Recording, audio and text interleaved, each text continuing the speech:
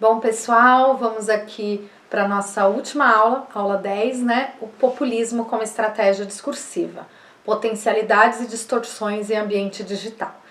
De novo, né, para chamar atenção aqui para o nosso título dessa aula, estamos falando do caráter ambíguo da internet, né? Então tem desde potencialidades como distorções, e essa complexidade ela é importante de ser compreendida e de ser, né, primeiro reconhecida e depois compreendida. Bom, mas nessa última aula a gente vai falar de populismo, né? Algo que tem aparecido demais aí, né, nos discursos políticos, né, nos discursos midiáticos. Vira e mexe a gente escuta alguma coisa assim: nossa, aquele político ele é populista, fulano é populista, é um populista de direita, populista de esquerda, populista isso, populista aquilo. Mas qual que é populismo, né? Então, ou pelo menos qual é a perspectiva de populismo que a gente está adotando aqui nesta aula, né, nesse curso e nos materiais que vão seguir aqui, né, no curso também. Populismo é muito utilizado, especialmente por uma elite política, econômica, midiática, como sinônimo de demagogia, né? Então, para ganhar a eleição, aquele político vai fazer tudo, né, o que está às suas mãos, a partir do populismo, né? Então ele vai ser populista, ele vai fazer, enfim, né, jorrar dinheiro, vai dar dinheiro para o povo, assistencialista. Por quê? Porque ele quer ganhar a eleição. Então é muito utilizado como demagogia. Isso é demagogia, ou né, no sentido mais de corrupção. Isso não é sinônimo de populismo, né? E quando a gente está falando de populismo, a gente está falando de uma relação, né, de uma articulação entre o líder e o povo. E essa ligação, essa articulação entre o líder e o povo, ela não necessariamente está baseada em demagogia, né? Ela, ao contrário, em alguns momentos o líder ele pode ser um representante, né, dos interesses do povo. Ele é aquela pessoa que está lá para, enfim, trazer alguma transformação, fazer alguma transformação, né, trazer alguma melhoria, implementar um determinado projeto político, isso num contexto de democracia representativa, né, que nós falamos na aula passada. Então, o que a gente chama de populismo aqui, e aí eu estou me baseando principalmente em dois autores, o Ernesto Laclau, um cientista político argentino já falecido que estudou muito a América Latina, né, então como líderes, determinados líderes, né, ao longo da história chegaram ao poder e conseguiram trazer fazer algumas transformações que as oligarquias não permitiam, né? Então o caso, por exemplo, no Brasil de Getúlio Vargas, ainda que muito controverso, né, com períodos de autoritarismo, mas, né, aí a gente falando aqui do presidente Lula, da presidenta Dilma, de como, né, conseguiu fazer algumas transformações muito importantes, né, numa sociedade profundamente desigual como é o Brasil, né, e com rescaldos e escombros autoritários tão intensos como nós vimos em outras aulas, né. Então o populismo, para nós, ele não é uma ideologia política, então ele é de direita populista, né, só porque é de direita. Também não é um regime político, né, e também não é uma categoria sociológica, ou seja, o populismo ele só acontece em países com baixo desenvolvimento econômico, social e político, ou com baixo desenvolvimento democrático, né? Não, né? Então a gente não está falando disso. Então, se não é isso, se não é ideologia, se não é regime político, se não é uma categoria sociológica, o que é o populismo, né? Segundo o Ernesto Laclau, e eu falei dois autores, acabei não falando a outra, né? A outra autora é a Chantal Mouffe, que trabalhou muito com o Laclau. Eles vão identificar então o populismo como sendo uma estratégia política, uma estratégia discursiva. Bom, discurso, segundo esses autores, e eu também compartilho da mesma visão, não significa apenas palavras. Ele fica só no discurso, né? Como se isso não tivesse importância.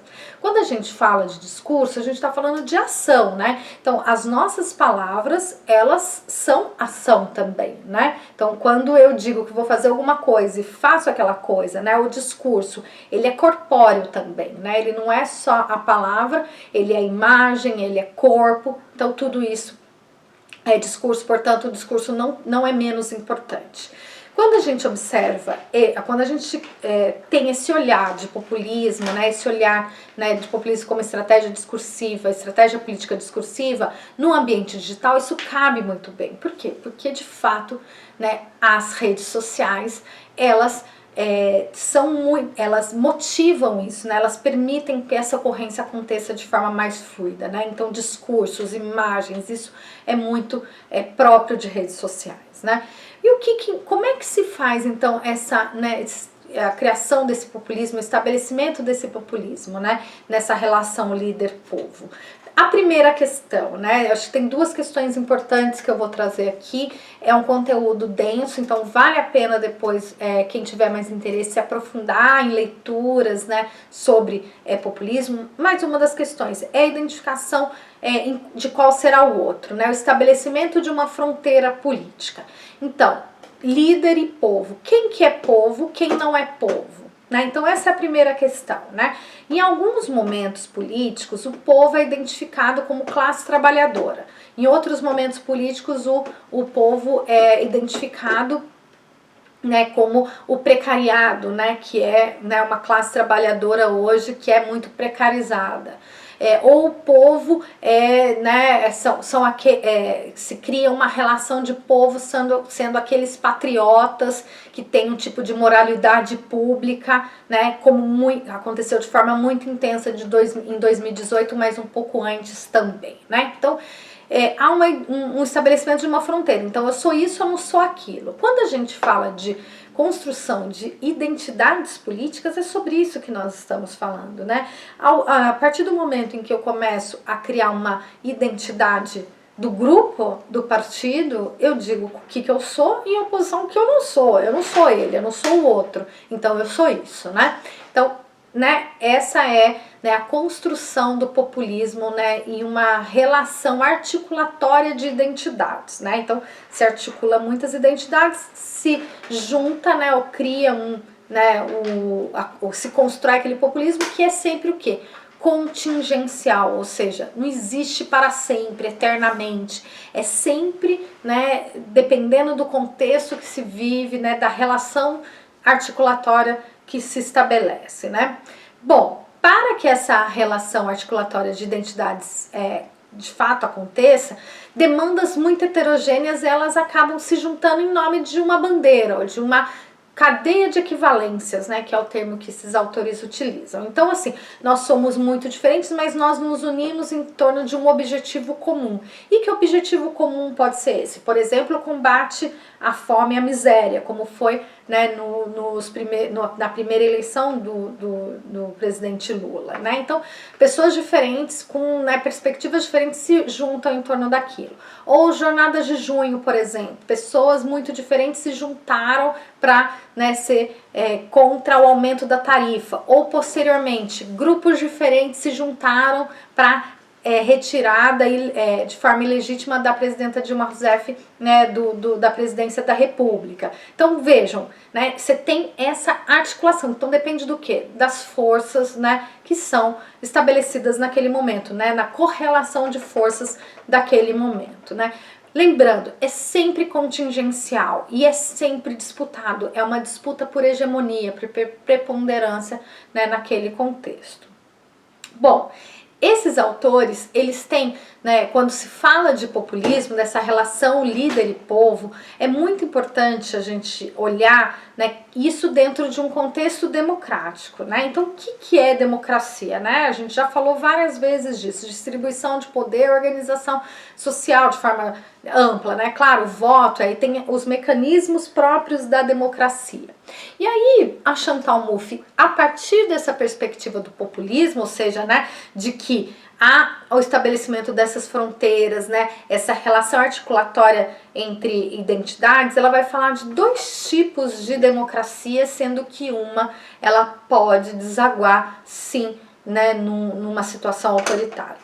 Uma delas é o que a gente chama de democracia agonística, né? O que a Chantal Mouffe e o Laclau chamam de democracia agonística. É quando a gente entende que há uma lógica adversarial, ou seja, né? E aí o Ziblatt e Levitz que eu falei, Levits, que eu falei numa das aulas, né, dos indicadores de comportamento autoritário, eles vão falar um pouco disso, né? Então, num pleito eleitoral ou numa disputa política mesmo, né, a gente vem discutindo política, né, no nosso cotidiano. Eu entendo aquela pessoa como sendo, tendo uma posição diferente, né? Então, ele sendo um adversário pontual. Num pleito ele vai ganhar ou ele vai perder e pronto, né? Segue o jogo, próxima eleição, outras disputas, né? Então, a gente está falando de diferentes, por exemplo, visões de mundo, projetos políticos que estão em debate e um determinado projeto político consegue ser vitorioso porque há um contexto hegemônico, por vezes, nem sempre, mas um contexto hegemônico que favorece mais aquele projeto e outros momentos não. Então essa é uma democracia agonística. Bom, a Chantal Mouffe e o Laclau vão falar que nós somos diferentes, né? Então o conflito, ele é parte, né, das sociedades humanas, né? A gente nunca vai chegar a um acordo absoluto, uma homogeneidade, né? Todo mundo vai pensar a mesma coisa, todo mundo vai concordar sobre os mesmos temas o tempo todo. Isso é totalitarismo, né? Então é todo mundo pensar igual, é totalitarismo. Quando a gente identifica e compreende que o conflito faz parte, a gente acaba estabelecendo historicamente, determinadas mediações para que esse conflito possa, né, ser desenvolvido, possa desenrolar de forma pacífica, sem violência, sem guerra de todos contra todos. Mas o conflito é parte. Então vejam, essa democracia agonística, ela sempre vai acontecer, né? Ou seja, essa mediação sempre vai acontecer dessa forma, não, mas essa mediação ela é parte, né? Então uma hora, né, se puxa a corda para um lado, para outro, e isso é parte, né, do fazer político, da existência política. Bom, então estamos falando do conflito, né, que é inerente aí, a partir, né, desses autores, às comunidades políticas, né, a sociabilidade, né, a forma como a gente está no mundo. Então temos a democracia agonística, lógica adversarial.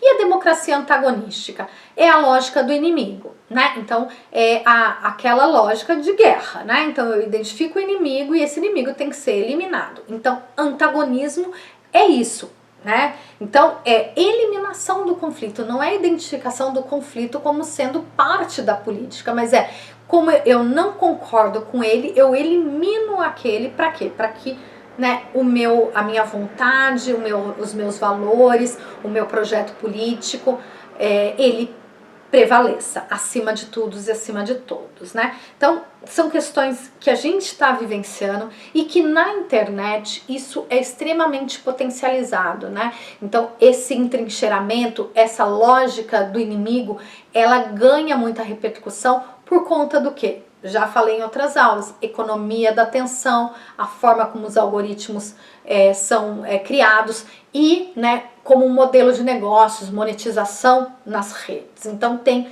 né, esse tipo de discursos baseados em lógica de inimigo, eles têm muita aderência, né, aos tipos de plataformas digitais que a gente tem hoje. Bom, nós que estamos aqui no campo democrático, o que a gente quer, né? Então, radicalização de princípios ético-políticos de igualdade, liberdade e soberania popular. Então, é fortalecimento da democracia agonística e a colocação, e é importante, né, ressaltar esse termo, soberania popular. Soberania popular, a gente está falando de povo, que não é homogêneo, que não é único, que tem contradições, que tem conflito, mas que tem que ser colocado na equação política, né?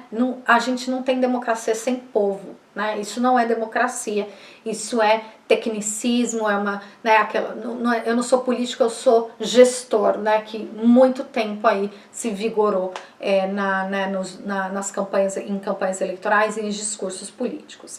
Bom, se nós estamos enfrentando, né, um tipo de, né, erosão da democracia, né, o avanço aí sim, fazendo toda essa qualificação que eu falei, né, o populismo ele pode ser de direita, de esquerda, né, depende como isso é manifestado. Um populismo de esquerda, né, E a Chantal Mouffe tem um livro que fala exatamente, que tem exatamente esse título, Por um Populismo de Esquerda. O populismo de esquerda é a radicalização desses princípios ético-políticos, como eu disse, né? Liberdade, igualdade, soberania popular. Quando a gente fala de um populismo de extrema direita, ele está amparado nessa lógica do inimigo. Como é que a gente enfrenta isso, né? Como é que a gente enfrenta essa avalanche de populismo de extrema direita que vem, né, que a gente vem vivenciando nos últimos anos, né? Esse avanço da extrema direita, através, né, de uma multiplicidade de frentes e de, né, valores que se juntam para a construção de uma nova hegemonia, ou seja, para a virada de página, né? Então isso é importante para a constituição, né, dessa relação entre líder e povo. Mas essa identificação, ela não é uma identificação total, una, né, ou, né, baseado numa ideologia hierárquica de adesão, né, completa àquele líder, porque isso é autoritarismo, lembrando das nossas primeiras aulas sobre autoritarismo. Bolsonaro e Trump estão nesse lugar, né, de uma identificação total, una e restrita, né, e não criteriosa e não crítica, né? O que por um populismo de esquerda, né? O que o populismo de esquerda teria, né? Uma identificação na diversidade. Então, não é porque a gente cria, né, uma cadeia de equivalência, ou seja, essas diferentes pessoas, grupos, vontades se juntam e estabelece essa relação líder e povo, que a minha individualidade, que a diversidade, ela vai ser abandonada. Ao contrário, é a gente pensar a composição disso. Claro que sempre de forma contingencial. Isso pode acontecer em um momento, no outro momento isso se desfaz e a gente precisa articular de novo e de novo e de novo. Isso é política, né? Então essa é a maravilha da política também, né? Da gente o tempo todo ter que lidar com essas diferenças, com essas idiosincrasias, né, com essas questões que são imponderáveis. Então, é identificação na diversidade, não é uma identificação una, total e restrita e hierárquica, né? Então, é um pouco disso. Bom, quando a gente pensa, né, em dilemas em relação a isso, potencialidades, é sobre isso, né, potencialidades e também questões que acabam, né, travando, né, por um populismo que tenha, né, esses princípios ético-políticos. E aí quando a gente pensa no contexto digital, mais detidamente, para a gente finalizando a nossa aula, se, né, historicamente a relação líder e povo ela era estabelecida, né, a partir da articulação em espaços offline, né, então na praça pública, nas fábricas, né, nos comícios, isso vai, com o passar do tempo, com a transformação dos meios de comunicação, vai se digitalizando. Então quando a gente pensa no populismo hoje, a gente não pode esquecer ou deixar de lado o aparato midiático digital, porque ele é muito importante para que o discurso ele tenha viralização, ele tem engajamento, ele gere mobilização, né? Então, o populismo digital é isso, né? O aparato digital midiático para que esse discurso se espraia e tem como um objetivo, como uma tática, a construção de uma hegemonia, que seja a vitória eleitoral, que seja, né, a adesão a um projeto político.